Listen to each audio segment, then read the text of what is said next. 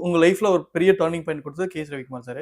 இத்தனை வருஷம் கழிச்சும் நம்ம கே.எஸ். ரவிக்குமார் சாரோட பார்த்து தான் பேசுறோம். நிறைய ப்ராஜெக்ட் இருந்தாலும். அந்த ஃப்ரம் த பிகினிங் போவோம். அந்த மூமெண்ட்ல கனல் கண்ணன் அவருடைய உள்ளுக்குள்ள என்ன தோணிட்டு இருந்தது?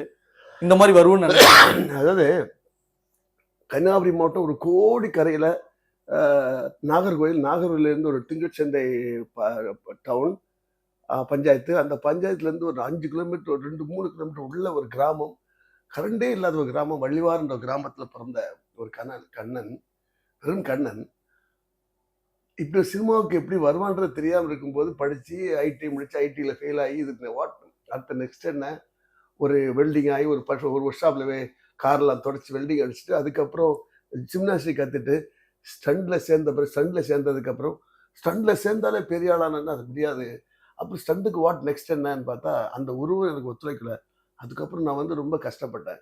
அப்புறம் என்னுடைய ஏதோ ஒரு குருநாதர் நமக்கு தேவைப்படுதுன்னு என்னோட குரு ராம்பராஜ் மற்ற குருநாதர் சேர்ந்ததுக்கப்புறம் அவர்கிட்ட ஒரு தொழில் கற்றுக்கிட்டு திடீர்னு ஆக்ஷன் டைரக்டர் எனக்கு ப்ரொமோஷன் கிடைக்குது. சரி, இதெல்லாம் எப்படி கடகடன்னு நடக்குது பாருங்க.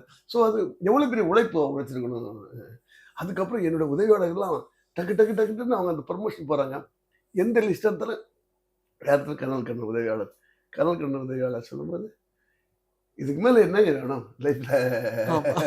கண்டிப்பா. அதுவும் இல்லாமல் ஒன்லி தமிழ் மட்டும் இல்லை, இந்தியாவில் மொத்த லாங்குவேஜும் பண்ணும்போது ஒரு இந்தியாவில் இருக்க எல்லாருக்கும் ஒரு பெரிய பட்டிங்கா வர இந்த ஸ்டண்ட் யூனிட் வரவங்களுக்கு ஒரு இன்ஸ்பயர்டா இருக்கும்போது எவ்வளவு பெரிய சந்தோஷமான விஷயமா இருக்கு. என்ன சொல்லி கண்டிப்பா.